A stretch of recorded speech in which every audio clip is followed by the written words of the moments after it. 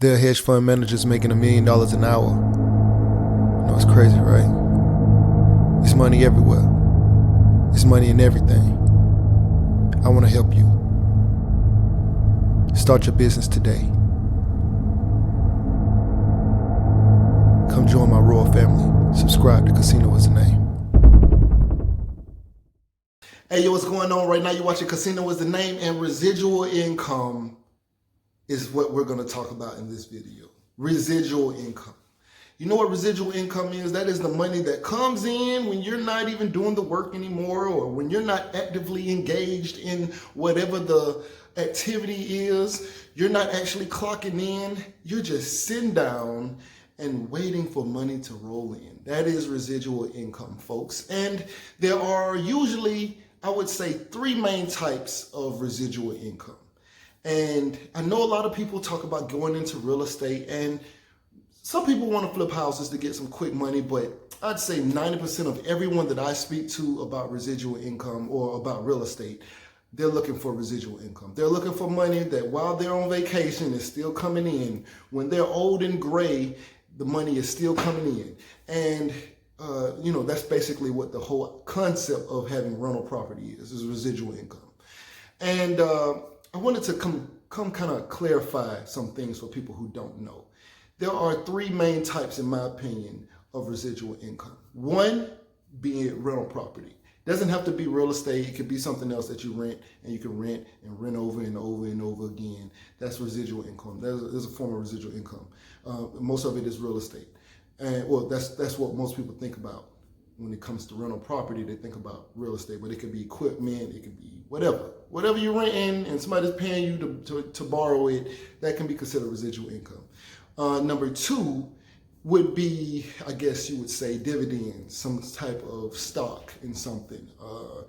Even retirement to me kind of fits into that dividend section, because you've paid into a system that in turn pays you back. And because you've invested in it over so many years, your Social Security check or whatever it is comes back in the form of a dividend, or whatever you want to call it. I don't know how you want to see it, but dividends, like investing in stocks. You got a lot of stocks, and it's a dividend paying stock, and so it pays you a dividend. So that's number 2 in my book. Number 3 is royalties. Comes in the form of royalties. That's intellectual property, whether or not you own a book, whether or not you wrote a song, whether or not you own a movie. And not only is the sale of that item making money, but the use of that item by whatever network it is also pays you residual income in the form of a royalty. So, for instance, you can say sell 10 copies of a song for $10 a piece. That song made $100. But there's also still a writer credit that you can get in the form of a royalty for being part of the publishing side, which has nothing to do with the main side of when you think about sales.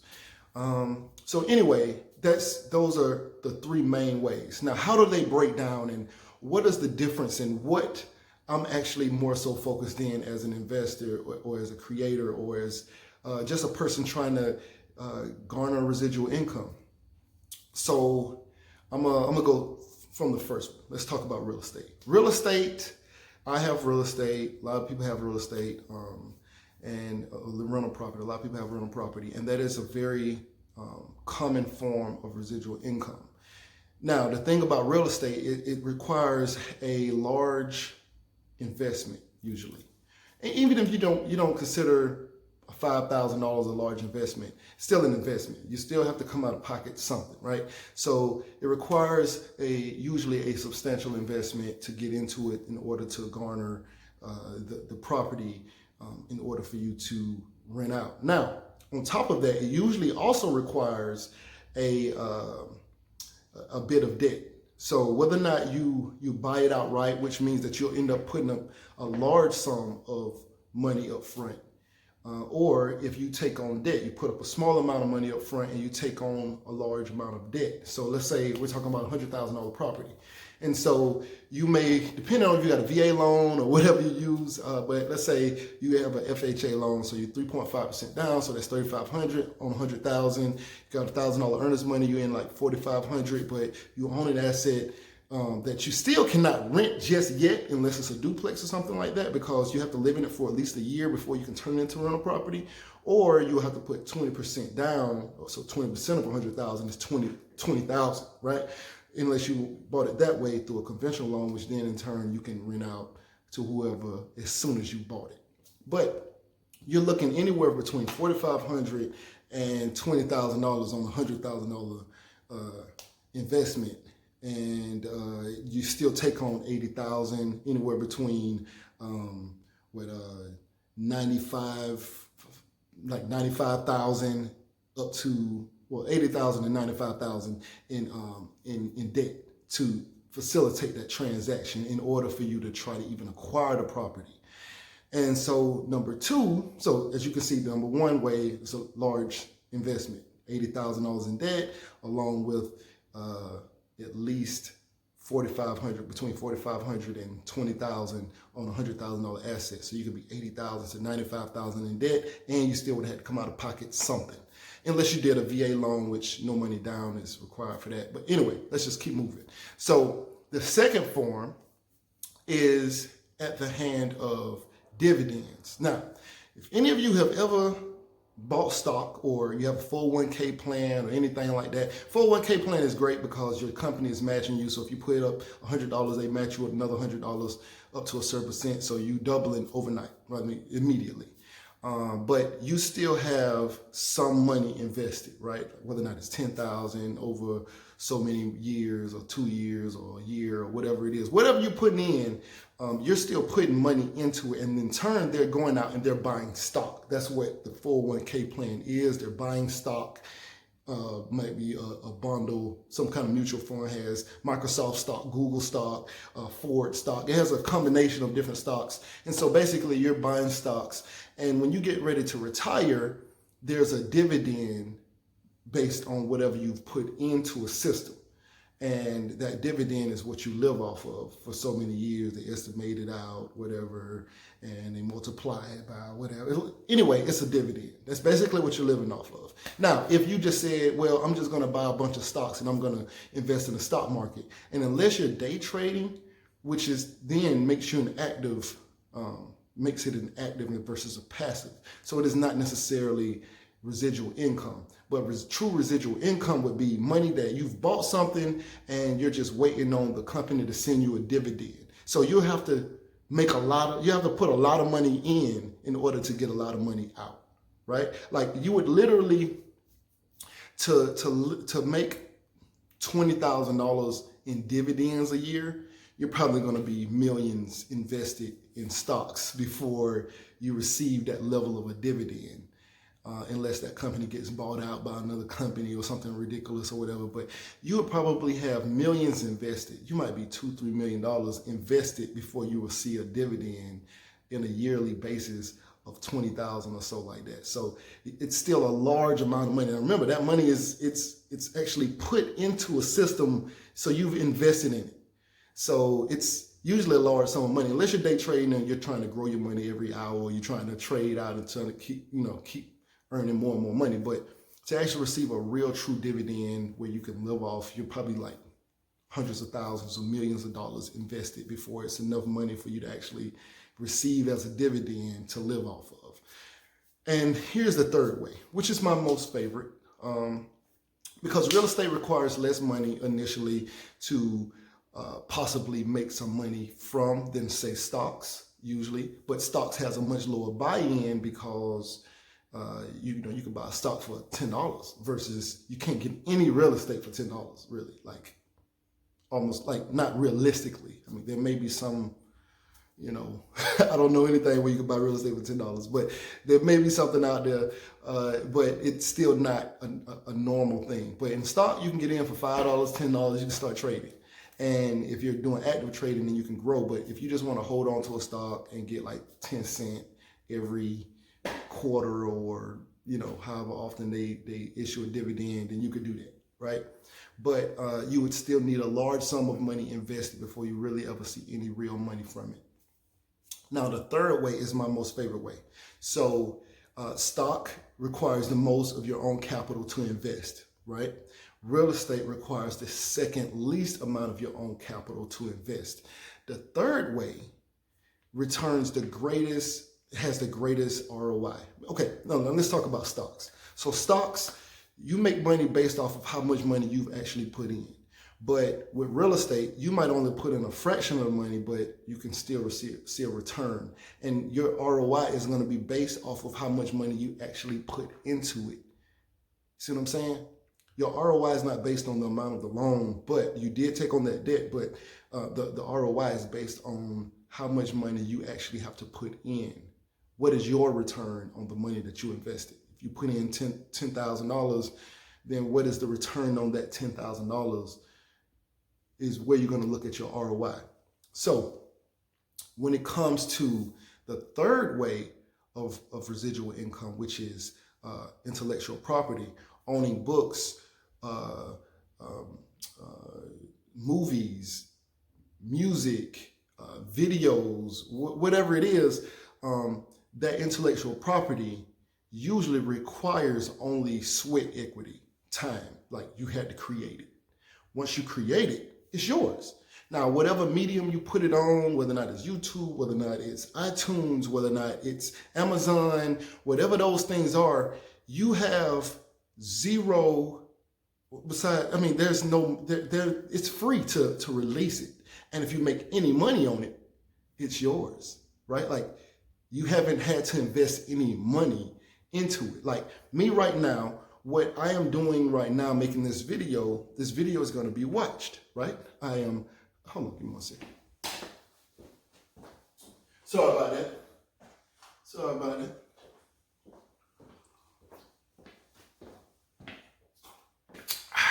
It's thirsty. All right, so this video is recorded in my house, in my kitchen, right? I've done hundreds of thousands of views from right here in my house, in my kitchen. I haven't had to run a venue. I haven't had to invest any money into anything besides, say, my phone, which I already use in my lights and stuff like that. But very minimum investment. One time, this video actually cost me nothing but time to create because I've already recouped from other things, you know. Anyway, but this video is costing me nothing, right? Like, and if I was, say, buying a house, then I would have to put some money up. If I was, say, buying stocks, I would have to put some money up. But then I can upload this for free. I don't have to pay any money to upload this to anywhere. I make money from this. If I had an ebook, which I have an ebook, matter of fact, the link will be in the description. Please pick that up. You know, if you want to learn about how to start your own authority, that link will be in the description. But those things cost me no money to create. They were intellectual property, came from me. And so if you can make money off of your intellectual property, then to me, that would be of course, it's the greatest return on investment, especially with all of these free mediums to release things. It is not like it used to be where you had to pay money in order to, well, some company had to put up money to print your book, to put it in stores and hope that it would sell.